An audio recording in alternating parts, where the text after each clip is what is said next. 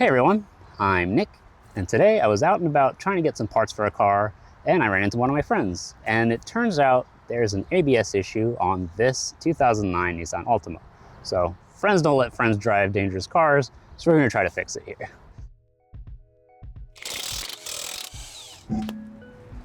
So the code we have is a front left ABS sensor, and actually earlier I was looking, I think it should be this, and if you look at this, this is just loose, which is not supposed to be like that. So I'm wondering if it's just the sensor's in the wrong position and can't read properly, so the ABS doesn't work. So we're gonna try to maybe back this off, see what happened, and tighten it back up. Let's see what we can do. So this is a 10. Well, maybe we can tighten it down, let's see. Well, maybe I'll loosen it first, make sure it's threaded in properly.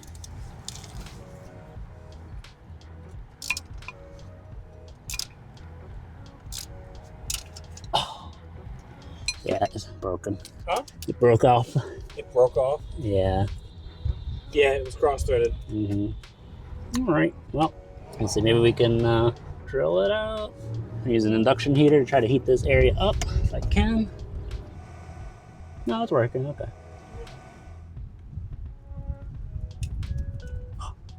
No, it's not turning. Okay, what can I use here? All right, so I put it on here, I'm gonna weld it on. Disconnected the battery so we don't damage anything. I'm gonna weld in here, and that should work.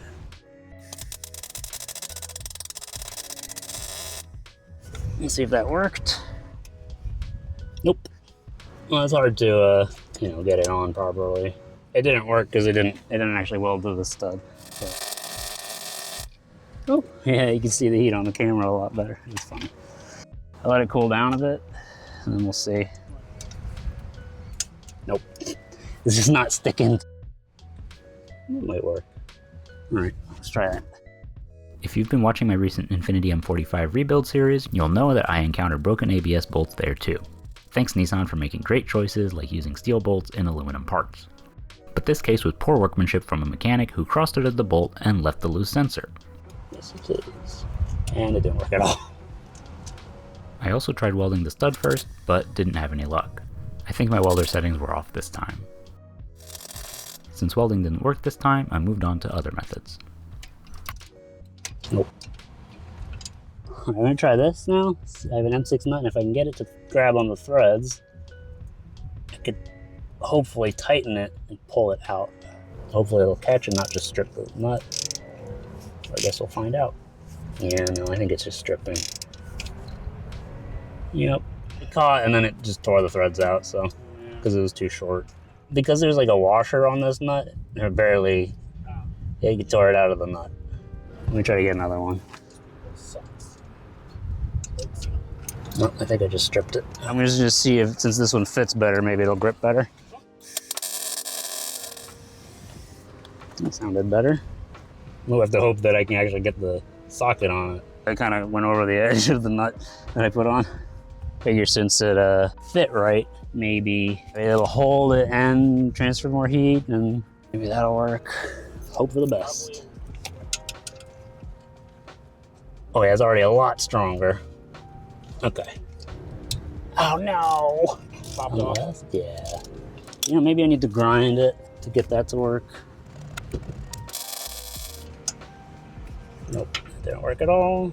All right, I'm gonna have to drill it out, I think.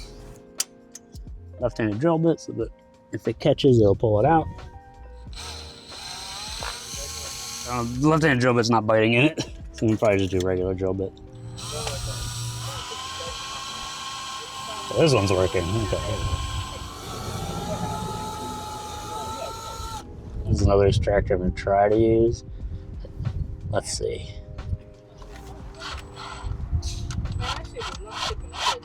Okay. Okay, that is set in there.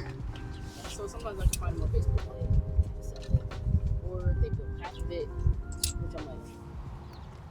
So that broke. I gotta see how I can get that out. At this point, I realized I should have just kept drilling instead of trying another extraction method. I had actually been making decent progress before this. Alright, I'm gonna try to flatten this out since I broke the thing in. Smooth that out. We can start drilling again. tried drilling out the leftover extractor, but the metal was so hard I didn't make any progress after hours and hours of drilling. So let's cut forward a few days and I'll show you the temporary solution we used for the sensor and how we're going to deal with this once and for all.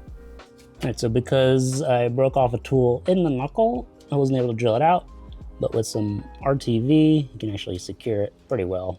But it also turns out this sensor is bad. So we actually got a replacement part. I'm gonna swap it over. Then this can be a spare. Maybe we could drill that out in the future.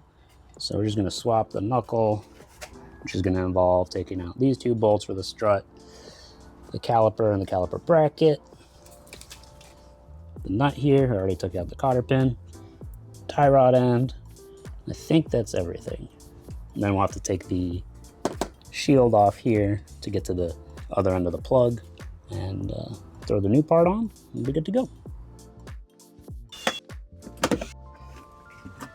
Right here we have the plug for the ABS sensor. You see it there, that white connector. Now let's get the knuckle and the stuck bolt off the car.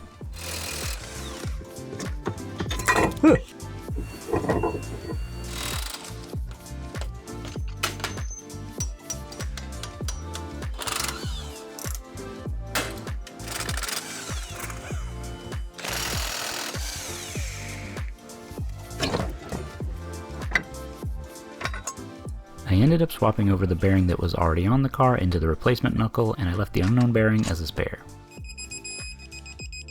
This job would have only cost a replacement bolt and an ABS sensor if I had managed to extract the cross-threaded bolt. Now this will go to 129 foot-pounds. Yeah. Okay, good. Thank you.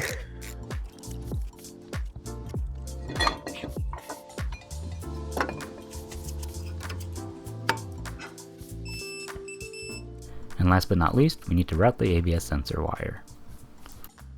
All right, let's check. This is where we had the error. Yep, still there. We'll see if we clear it. Yep. Clear it, okay.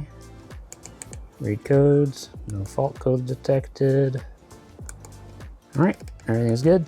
ABS system's good, so we should be good. Awesome. All right, with that, the car is safe to drive again, is ABS again. It was just a little more involved than I expected. So huge thank you to that mechanic who cross-threaded that bolt for the ABS sensor, and I've also banned myself from using extractor tools because it's not the first time a really hard metal breaks into place and then drilling out is a disaster. But you live and you learn. I've definitely learned. I started drilling that bolt out. I should have committed and it would have been fine. But here we are. Learn from my mistakes. It's all set, ready to go. Everything's back together. We even have a dust shield for the brake again on that side, so things are better than they were. If you enjoyed this video, don't forget to like it and to hype it. And if you've ever broken off an extractor like I did, let me know down in the comments. If you want to see more videos like this, be sure to subscribe. Thanks for watching, and I'll see you next time.